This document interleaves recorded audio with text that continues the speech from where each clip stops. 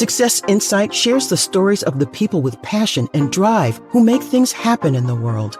Here's your host, Randy Ford.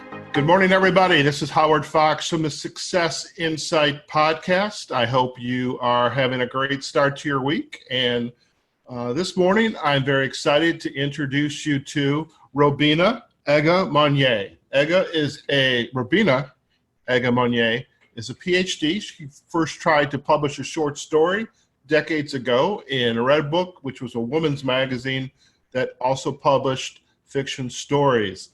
Now, she is also an accomplished educator. She's a native of Anderson, and that's South Carolina, I believe. And her first fiction novel was The Fence Mender, which was published in December. A few years ago, she wrote a children's book about Alzheimer's called When My Grandma Sings.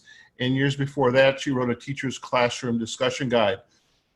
The Fence Mender highlights issues such as education, poverty, ethnicity, and class, and is influenced by the author's own personal beliefs about those topics. So very excited to welcome you, Robena, to the Success Insight podcast. Thank you for having me. So Robena, when we first started to recognize as we were doing the podcast that we had many accomplished authors there, and we put out a call on LinkedIn to let's see what kind of authors we can bring in. And I have to say, the first selection of authors, all those topics kind of dealt with the zombie apocalypse. All right. Oh, okay. That's what I said. Oh, okay. And so when you reached out to us and introduced yourself, I was very excited because I love the fact that, as an educator, a teacher, and a book author, you had quite the message. And so I would love if you could weave a little story for us this morning for our listeners about who you are and the work that you have produced and why they are so special and near and dear to your heart. So please share with us. All right. As I said, I was born in Anderson, but I grew up in North Carolina, and I was very privileged, but poor. But our family emphasized formal education, and the school that we went to, Ada Jenkins Elementary, the teachers were excellent. And so I had a very good start. I ended up later, after listening to parents who over and over again, who themselves had been formally educated, I went away to school, and I went to a Catholic school, Sacred Heart, and then to University of North Carolina, Greensboro, and then finally I got my master's, or I went to the University of North Carolina in Chapel Hill. There I met a interesting young man by the name of Untitled Egemonye. And even though we were from different cultures, we found a lot that was in common. And so eventually he was involved in newspaper, starting up a newspaper. We were involved in a lot of things. We got married in Manchester, England, and we had quite the big wedding. There were over 300 guests, and for example, the reception lasted from 2 until 8 at night. So you can imagine what that was. And so we came back to the U.S. where we had a business in downtown Chapel Hill, and eventually we decided to move to Nigeria. And there I was in Nigeria for approximately 10 years as a wife, mother, and also a student. I was admitted to the University of Lagos, eventually for a Ph.D. And there I began to write, as I had done earlier. When I was about 9 years old, I sent a short story off to Red Book, and the lady was nice enough to send it back to me. She corrected it and encouraged me to continue writing. That's great. And so after all these years, I've been, playing around with it. We took a course at the University of North Carolina together, my husband and myself at that time. We took a course in creative writing and all of that. So when I got to Nigeria, my focus was upon, of course, raising my children and making sure that they went to Lebanese community school in Nigeria. They had to make sure they got up for buses and all that. But I also was interested in pursuing my formal education because I had already been readmitted to get a Ph.D. in the U.S. and also to get a law degree. So I said, while I'm sitting here practically doing nothing, let me continue and work toward a Ph.D. Eventually, I earned a Ph.D. I became the first American to ever earn a Ph.D. from an African university. Really? And so, yes. And I got my dissertation was on the OAU, Organization of African Unity. It is now called African Union. But at that time, I actually went to Ethiopia to do my research, even though Russians were there.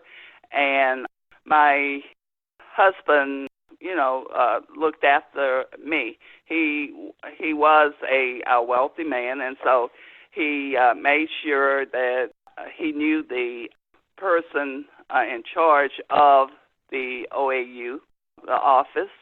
And so today I was taken back and forth from my hotel by car and all of that kind of stuff. I got to research. I did a lot of research there and brought the research back and wrote my dissertation.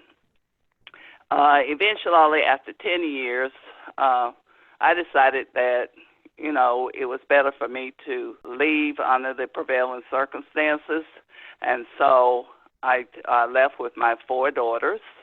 And people ask me, well, was someone mean to you or anything like that? No, it's just that there was a difference between, and I'm very upfront about it. My husband wanted a son. I had 4 daughters, and I thought that was enough for me. So I left, and I came back to the U.S. after they certified my credentials, which they do. I was shocked when I learned I worked for Greenville Technical College for a while, and I was shocked when they told me, oh, we know you got your Ph.D. We called. We called Nigeria. They did a reference check on you. They did. But there are agencies that will verify that in New York, and each state has different agencies that they ask to check on. I mean, they just don't take your word for it. They verify it. So after it was verified and everything, and I started teaching. Now, I decided against teaching. I was offered a position there, but I decided that I needed to be near my children. Needless to say, they were very upset about what was going on, and I needed to be near them. So my aunt, who was a teacher, I'm 3rd generation college educated in my family, and so we are celebrating 5th generation education. And so I was able to get the same amount, just about the same amount of money teaching in public schools as I would have in a college or university. Because, Robena, when did with all this teaching now, when did the books start to be on your, contemplating that writing and creating those books? When did that start? It started about 10 years ago. My first book was called When My Grandma Sings, and it is about a little girl named Della, who grandma was a once famous gospel singer, but she has developed Alzheimer's. And so the book deals with that and how Della helps her grandmother in this new way of life for her. One of the things here I write is from the book, and it has given me a lot of notoriety. When my grandma sings, the sun seems to shine through brightly, even if the rain is pouring outside. When she sings, she glows, and my heart is filled with joy. When my grandma sings, people get down on their knees, people shout, people laugh, and some cry. Next came the State of Course, a veteran guide for new teachers. Now, I've won different types of awards, like Who's Who Among American Teachers and Outstanding American Teachers, National Honor Roll, and I've always been impacted by not what teachers say, but what my students have said about my teaching style. And in this, I give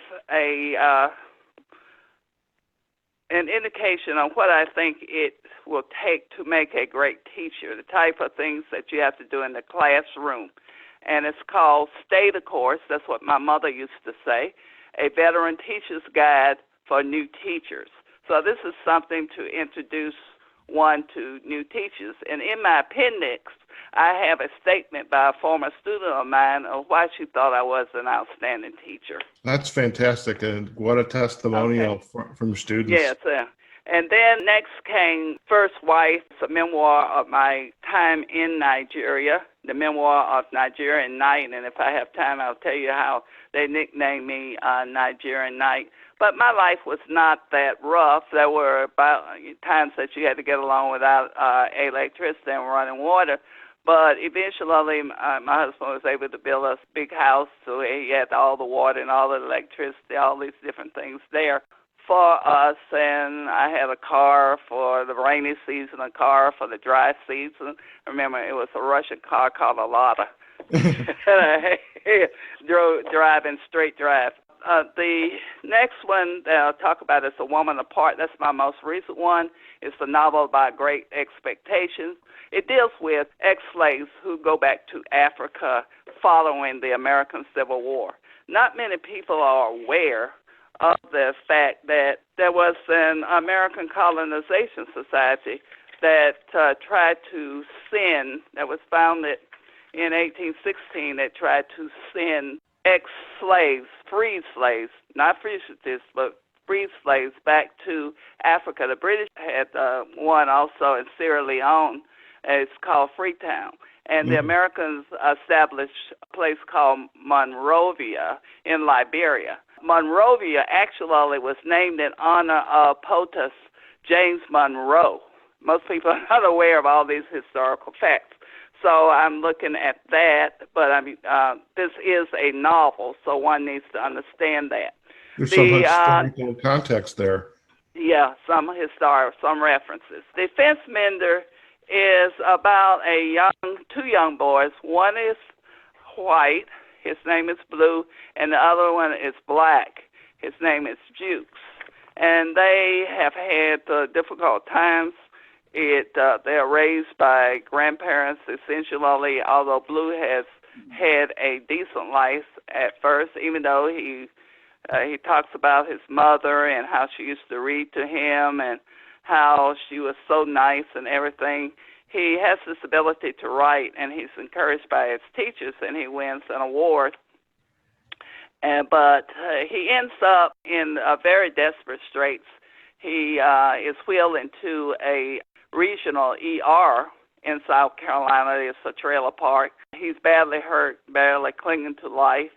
And the doctor takes an interest, and she discovers his papers and his writing. And from this, she gets some things. It's called The Fence Mender. The, and then Fence, and then Mender. A lot of people, it is being featured in Barnes & Nobles. And a lot of people just type in Fence and Mender together. You have to keep them separated out in order. We'll definitely keep those separated out and provide links back to our listeners, for you in the Fence Mender. I loved, and you slipped that in on me when you shared a little bit when Grandma, few lines from when Grandma says and sings. When my grandma sings. When Grandma sings. I would love if you could, if you've got a couple lines you can share from the Fence Mender. All right, I will, because it is quite, I think, this is kind of sad in a way, because before my mother, Mrs. McGregor, died, my family life was wonderful. We lived in a 3-bedroom, 2-bath, double-wide trailer built in our own yard. We had trees, flowers, and even a willow bush. Roy Corey McGregor, my father, married my beautiful mother when they were teenagers, both without a high school education. He specialized in custom fencing and gate making. He forged wrought iron into the most beautiful fences you ever want to see. He also created custom-made wood enclosures. Our family traveled all the time to Aiken, Allendale, and Barnwell, 3 places in South Carolina known for breeding beautiful thoroughbred horses. Expensive horses need steady fences. You have to know some math, science, and some zoning information in order to make it work. When people invest that kind of money, you have to do a good job. The fence should be made to last. Fences are so practical. They can be used for many purposes and can be made in different styles. They help to keep out that which should stay out. A fence can be made of different things, and it talks about that. When I was 10, my mom became pregnant. My mom was a free-spirited and passionate lady. She liked to travel with us. One day in July, we headed for Aiken. We never made it there. The police were pursuing a criminal who crashed his car into the front passenger side where my mom sat. She and my unborn sister were pronounced dead at the scene. The criminal died that day, too. I don't miss him. I miss my mom. Since my mother's death, my father has buried his grief in illegal drugs, alcohol, and jail. Each day I pray he will somehow overcome and join me when I get older to become the greatest fence menders of them all. Written by James, that was his name, but he told his teacher he wants to be called Blue, and she promised to call him that if he continued to write, because this essay won him, and there is a lieutenant governor's writing award for grade 5. There is an actual award like that in South Carolina. He talks about he goes first to his uncle's house, and he said he's a good old boy and everything like that. He says that his uncle loves him, but his uncle's wife does not like him at all, and so there were difficulties there. He talks about how he meets his friend, Jukes, and he said, I turned around, and there stood one of the ugliest skinny boys I've ever seen. I replied, he asked me, what are you doing here? I replied with the same question. We kept this going for some time. It was Veterans Day and school was out. So if he or I asked a question, the same question would be repeated. I got fed up and introduced myself as Blue, and he introduced himself as James Gray III or Jukes. I told him about why I was there. He explained that as a baby, he had lost both his parents in a drive-by shooting. Papa G, his paternal grandfather, gained custody of him, even though his parents were not married. Papa G took him everywhere, even to jukebox joints. The ladies there would take care of him while Papa G had a good time. So everyone called him Jukes. Mm. And Jukes had spirit, but he had sickle cell anemia. Wow. So it deals with so many modern problems there. Eventually, his father dies, and his uncle is killed in Afghanistan. I talk about war in that because he's in the armed forces, and for a while it looks like he's going to make it out because his uncle but he loses it, and his aunt is very horrible to him.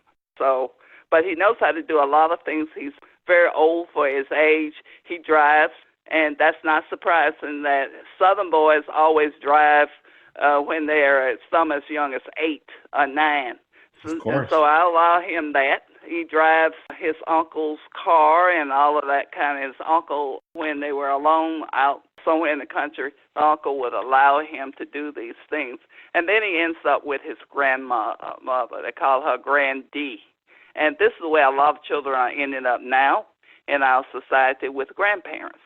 That way is quite a phenomenon. Someone told me that I was rare, that so far that has not happened. I'm blessed. And that's why I always like to say that I don't care how poor or anything like that. People will say, oh, you left for millions. And I said, no, I consider myself blessed. I have survived, and I'm happy. Every day above ground is great. Every day. Robena, I truly appreciate you, sharing some excerpts from the Fence Mender and really spending part of your morning with us to talk about, your background and your works. And it's so many things are going through my mind. And in fact, even people that I want to introduce you to that have come into my circle of a friend that actually goes overseas quite a bit to Ethiopia. Oh, okay. And she works with business leaders to develop their leadership capacity capabilities. And I think you and Sable would enjoy meeting each other. And then I have a friend down in Texas who wrote a book about bringing the joy back in teaching. And I think just a nice conversation. So I definitely want to introduce you to those two. Before we sign off on today's Success Insight podcast, we are going to put the links back to the book's availability on Amazon.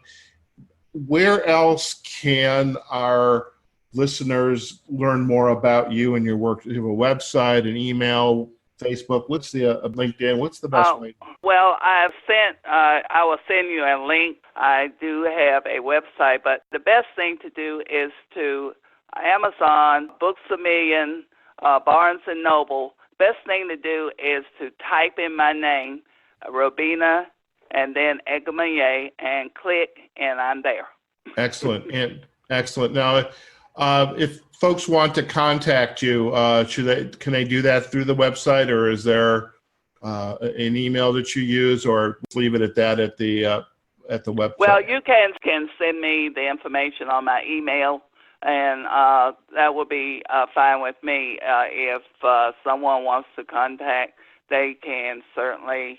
I don't mind them contacting me on my email site, as you know, or either I'm on Facebook too. Okay. And I've sent that link to you. Great. And I'm on, of course, the one that we met on. So sure, LinkedIn. That. So okay. That is fine too. It's I'm always answering people on Facebook and all of that, and talking to them about my books and work. That's fantastic. And again, I'm very grateful that you've taken the time out of your morning to join us today to share about your background and the books. Okay. Well, thank you so much.